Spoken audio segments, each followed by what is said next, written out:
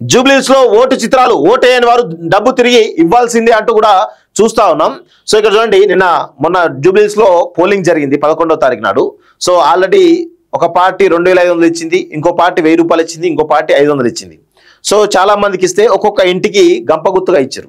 So ఒక ఇంట్లో 11 ఓట్లు ఉంటే 4 ఓట్లు వేసిందట, మిగతా 5 ఓట్లు వేయలేదట. సో 5-6 ఓట్లు వేయలే. సో ఆ డబ్బులు కూడా ఇవ్వని చెప్పేసి కూడా ఈరోజు పెద్ద ఎత్తున అడుగుతున్నారట ఎవరు అక్కడ లోకల్ ఇన్ఛార్జ్. సో పార్టీల బూత్ కమిటీ సభ్యుల డిమాండ్, బస్తీలు కాలనీలో ఓటర్ లిస్ట్ ఆధారంగా ఓటైన వారిని గుర్తిస్తున్న నేతలు. ఓ ఇంట్లో 18 ఓట్లు ఉంటే పోలైంది 4, మిగతా 14 మంది డబ్బులు ఇచ్చేయాలని హుకుం. 14 అంటే 14 ఇంటూ 1000 ఇస్తేనేమో 14,000 అవుతాయి, 2000 ఇస్తేనేమో 28,000 అవుతాయి. సో ఓటైన వారి నుంచి డబ్బు వసూలు చేసి కాలనీలో పనులకు వాడాలని యోచన. అపార్ట్మెంట్ లో సగం మంది ఓటైన అయినమంటూ చూస్తా ఉన్నాం. సో జూబ్లీస్ ఉప ఎన్నికల్లో చిత్ర విచిత్రాలు వెళ్లి చూస్తున్నాయి. ఈ స్థానాన్ని ఎలాగైనా దక్కించుకోవాలని అధికార కాంగ్రెస్ ఎట్టి పరిస్థితులను సిట్టింగ్ సీట్లు కోల్పోకూడదని బీఆర్ఎస్ పార్టీలు హోరాహోరీగా పోరాడాయి. బీజేపీ కూడా విస్తృతంగా ప్రచారం చేసింది. ఈ క్రమంలో రాజకీయ పార్టీలు విచ్చలవిడిగా డబ్బు ఖర్చు పెట్టాయి. ఇదంతా సాధారణంగా జరిగేదే కదా అనుకుంటున్నారా? ఇక్కడే మొదలైంది అసలు కదా. ఓటు వేసేందుకు నోటు తీసుకున్న వారికి సినిమా కష్టాలు మొదలయ్యాయి. డబ్బు తీసుకొని ఓటేయని వారు ఎవరైతే ఉన్నారో ఓటైన వారిని ఆయా పార్టీల నేతలు డబ్బు వెనక్కి ఇచ్చేయమని డిమాండ్ చేస్తున్నారు. బస్తీలు కాలనీలు అపార్ట్మెంట్లో డబ్బులు ఇచ్చిన వారే నిలదీస్తున్నారు. పోలింగ్ పూర్తయిన తర్వాత తమ ఏజెంట్ల వద్ద ఉన్నటువంటి ఓటర్ లిస్ట్ ఆధారంగా డబ్బులు తీసుకొని ఓటేయని వారు ఎవరైతే ఉన్నారో వారిని గుర్తించి జూబ్లీస్ పలు డివిజన్లో తిరిగిన బూత్ కమిటీ సభ్యులు బస్తీల ముఖ్యులు కాలనీ పెద్దలు సంప్రదించారు. ఈ డబ్బులు మీరైనా తీసుకొని కాలనీ బస్తీల అవసరాలకు వినియోగించుకోండి అని సూచించారు.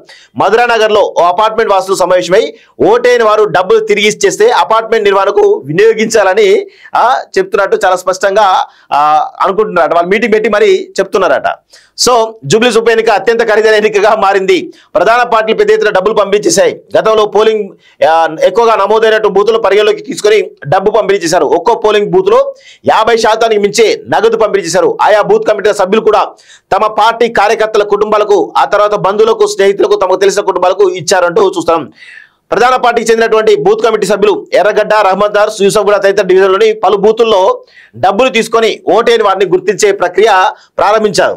పోలింగ్ సమయంలో అభ్యర్థి తరపున ఏజెంట్గా కూర్చున్న వ్యక్తి ఓటేసేందుకు వచ్చిన వారిని గుర్తించి ఓటర్ లిస్టులో పేరును రౌండ్ చేసుకుంటారు.